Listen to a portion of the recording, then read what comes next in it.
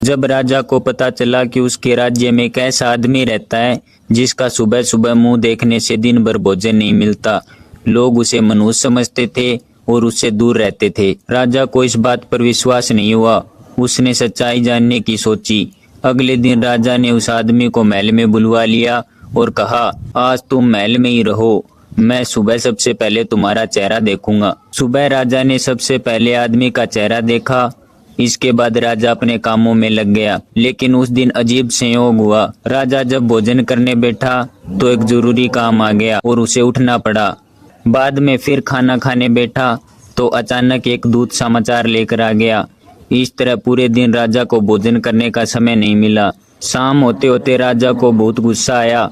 उसने सोचा कि सच में यह आदमी मनुष्य है। राजा ने सैनिकों को आदेश दिया कि इस आदमी को फांसी दे दी जाए। फांसी से पहले उस आदमी ने राजा से कहा, महाराज, मरने से पहले मैं एक बात कहना चाहता हूँ। राजा ने कहा, कहो। वह आदमी बोला, महाराज, आपने सुबह मेरा चेहरा देखा तो आपको दिन भर भोजन नहीं मिला, लेकिन मैंने तो सुबह सबसे पहले आपका चेहरा देखा था और मुझे तो अपनी जान भी गंवानी पड़ रही है। फिर मनुष्य कौन हुआ, मैं या आप?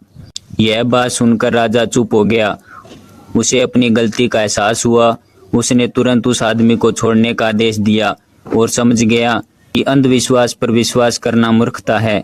इसलिए कहा जाता है कि अंधविश्वास पर विश्वास नहीं करना चाहिए और किसी के साथ बिना सोचे समझे अन्याय नहीं करना चाहिए।